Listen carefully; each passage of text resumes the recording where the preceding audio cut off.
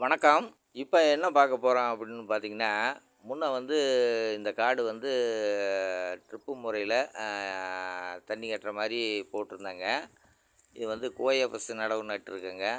இங்கிட்டு பாருங்கள் அதிகமாக இருக்குது, இங்கிட்டு பார்த்தா இளம் நடவாக இருக்குது.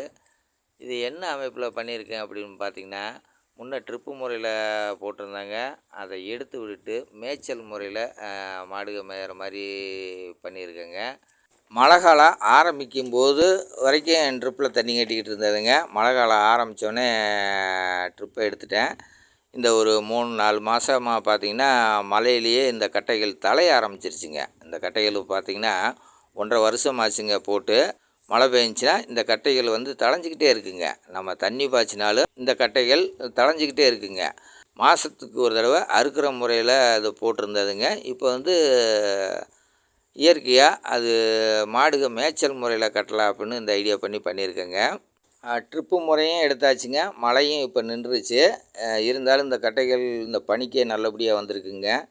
இதுக்கு தண்ணி கட்டுற அமைப்பு வச்சா தான் இன்னும் நல்லா இருக்குது அப்படின்னு இந்த ஓரத்தில் மட்டும் உழவு ஓட்டிங்க வாய்க்கால் முறையை எடுத்து விட்ருக்குங்க.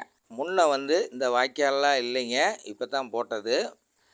2 பாக்கில் தென்வடல்லையும் சரிங்க, கிழமேற்குலேயும் வாய்க்கால் எடுத்து விட்டு இப்போ இதை ஏகத்துக்கு தண்ணி பாயிற மாதிரி பண்ணியிருக்கேங்க.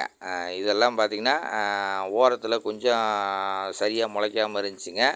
திருப்பி ஓட்டிட்டு அந்த கோயாபஸ் விதையை இறச்சி விட்டுட்டேங்க. திருப்பி அது வாட்டுக்கு தளைஞ்சிக்கிட்டு இருக்கணும் அப்படிங்கிறதுக்காக.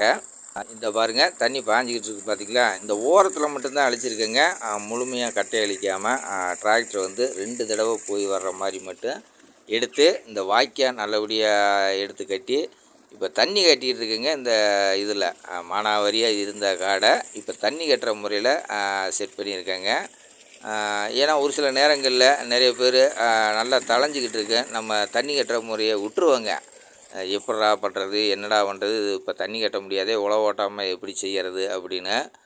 அப்படி நல்லபடியாக தளைஞ்சிக்கிட்டு இருக்கிற மாதிரி இருந்துச்சுன்னா அந்த ஓரத்தில் மட்டும் வாய்க்கால் போடுற அளவுக்கு மட்டும் உழவு ஓட்டிங்க நம்ம தண்ணி கட்டுற நடைமுறையை ஏற்படுத்திக்கலாங்க. இப்போ இந்த காடு அந்த மாதிரி தான் பண்ணியிருக்கேங்க. இந்த பாருங்களே ஏகத்துக்கு தண்ணி பாஞ்சிக்கிட்டு இருக்கு. முடியாத சூழ்நிலைக்கு அடுத்த தடவை வேலை செய்யும்போது கரெக்டாக பார் பிடிச்சி பெருங்கீழே கூட போட்டு பண்ணிடலாங்க. முடியாத சூழ்நிலைக்கு எடுத்து விட்டால் தண்ணி இந்த நேரத்தில் ஓரளவுக்கு இருக்குதுங்க. எடுத்து விட்டால் அது வாட்டுக்கு பாஞ்சுக்குங்க. மாடுகளுக்கு மேய்ச்சல் முறையில் தீவனம் விழுந்துக்கு. இது அந்த தளவு வரைக்கும் ஓரளவுக்கு போயிருங்க. காடு கொஞ்சம் சமநிலையிலையும் இருக்குங்க, கொஞ்சம் சரிவாகவும் இருக்குது. தண்ணி நிற்காதுங்க, கீழே இறங்கி ஓடிடும். ஓரளவுக்கு தளைஞ்சிக்கிட்டு இருக்குன்னு தான் சொல்லணுங்க. அந்த லாஸ்ட்டு வரைக்கும் தான் போகலைங்க, முக்கால் காடு வரைக்கும் போயிடும்.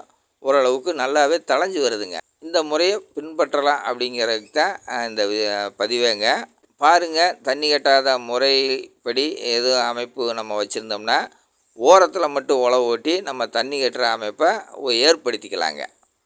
மீண்டும் ஒரு பதிவில் சந்திப்போம். நன்றி, வணக்கம்.